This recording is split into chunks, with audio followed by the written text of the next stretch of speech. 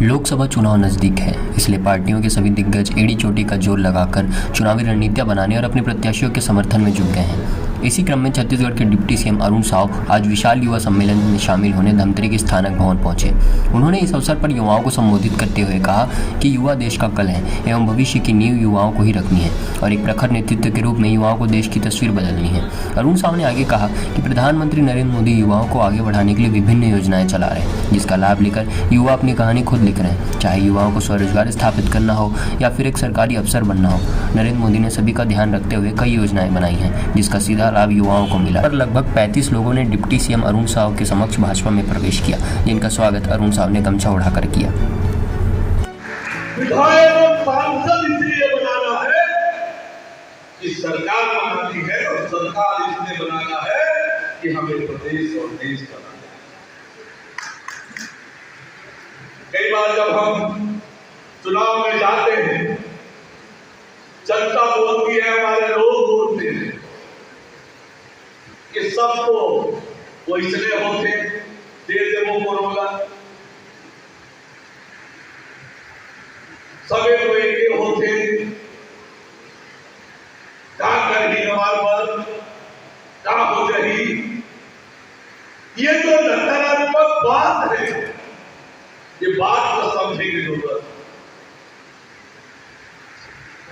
और समय एक दिन नहीं हो रहा है। मैं आपको कहना चाहता हूं, पिछले 10 साल में आज एक दिवसीय चुनावी दौरे पे धमतरी जिले में आया हुआ हूँ। महासमुंद लोकसभा में आज दिन भर का मेरा प्रवास है। कल भी दिन भर महासमुंद लोकसभा के विभिन्न क्षेत्रों में जाना होगा। भारतीय जनता पार्टी के सभी नेतागण लोकसभा चुनाव के दृष्टि से लगातार प्रवास कर रहे हैं। कार्यकर्ता सम्मेलन हो रहा है, आम सभाएं हो रही है, जनसंपर्क का कार्यक्रम चल रहा है। पूरी ताकत से हम चुनाव की तैयारी में जुटे हुए हैं।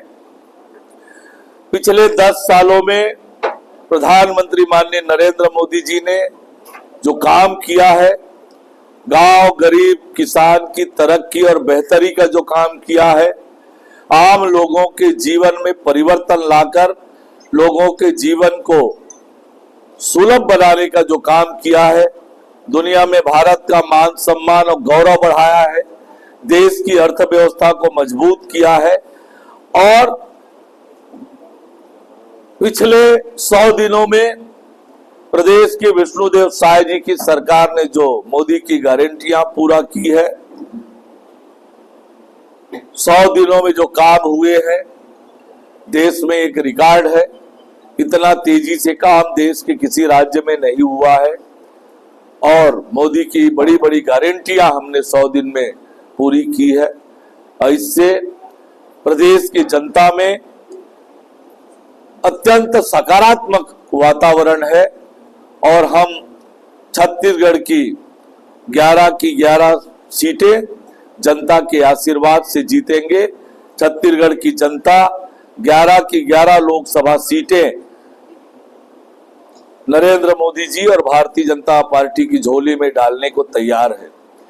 आज एक तरफ जहां नरेंद्र मोदी जी और भारतीय जनता पार्टी के पक्ष में जनता आगे बढ़कर काम कर रही है, वहीं दूसरी ओर देश और प्रदेश की जनता कांग्रेस से दूर जा चुकी है। कांग्रेस पार्टी नेतृत्व विहीन, नेता विहीन है और आज जिस प्रकार से कांग्रेस पार्टी में भगदड़ मची है,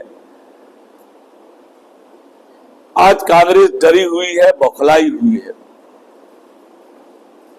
उन्हें स्पष्ट रूप से हार नजर आ रहा है और इसलिए अब शब्दों का इस्तेमाल कर रहे हैं, अशोभनीय बातें बोल रहे हैं, अमर्यादित बातें बोल रहे हैं और इतनी गंभीर अब शब्दों का इस्तेमाल हो रहा है। कोई मारने की बात करते हैं, कोई लाठी मारने की बात करते हैं, कोई तीर कमान निकालने की बात करते हैं। कि छत्तीसगढ़ की संस्कृति, सभ्यता, परंपरा के विपरीत है, छत्तीसगढ़ महतारी का अपमान है और हम इसकी कड़ी शब्दों में निंदा करते हैं। एक तरफ हमारी सरकार साए साए काम कर रही है, कांग्रेस पार्टी डर गई है, घबरा गई है और आए बाएं बोलने का काम कांग्रेसी कर रहे हैं। पर छत्तीसगढ़ की जनता ने कांग्रेस को टाटा बाय बाय करने का निर्णय कर लिया है और निश्चित रूप से इस लोकसभा चुनाव में भारतीय जनता पार्टी महासमुंद लोकसभा ऐतिहासिक वोटों से जीतेगी और छत्तीसगढ़ की 11 की 11 लोकसभा सीटें भारतीय जनता पार्टी रिकॉर्ड वोटों से जीतने वाली है। सर, बस्तर में राहुल गांधी आने वाले मोदी सभा का कितना प्रभाव पड़ेगा? देखिए, मैंने बताया आपको कि राहुल गांधी जी को जवाब देना पड़ेगा। 2018 में विधानसभा चुनाव से पहले आए थे, बड़े बड़े वायदे छत्तीसगढ़ की जनता से कर गए थे। उनकी सरकार ने क्या किया था, यह हिसाब देना पड़ेगा। और आज राहुल गांधी को कौन सुनने आएंगे? जनता दूर जा चुकी है, कांग्रेस में भगदड़ मची है। कांग्रेस के प्रत्याशियों का विरोध तो कांग्रेसी ही कर रहे हैं और इसलिए राहुल गांधी के आने का कोई लाभ कांग्रेस पार्टी को नहीं मिलने वाला है। भाजपा जो है महासमुंद लोकसभा क्षेत्र में धमतरी को महत्व क्यों देती है, खास करके टिकट मामले के लिए? हमेशा महासमुंद क्षेत्र से ही बसना सरायपाली इलाके से ही प्रत्याशी चयन करते हैं। देखिए, भारतीय जनता पार्टी लोकसभा क्षेत्र के अंतर्गत ही प्रत्याशी दी है।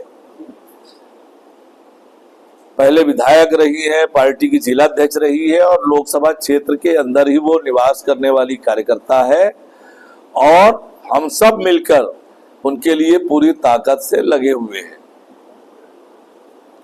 लेकिन अभी तक जितने भी सांसद भी हुए हैं, खास करके अभी 10 साल का कार्यकाल रहा है, चुन्नी लाल हो गया और जो आपके भाजपा के, लेकिन उनके देखिए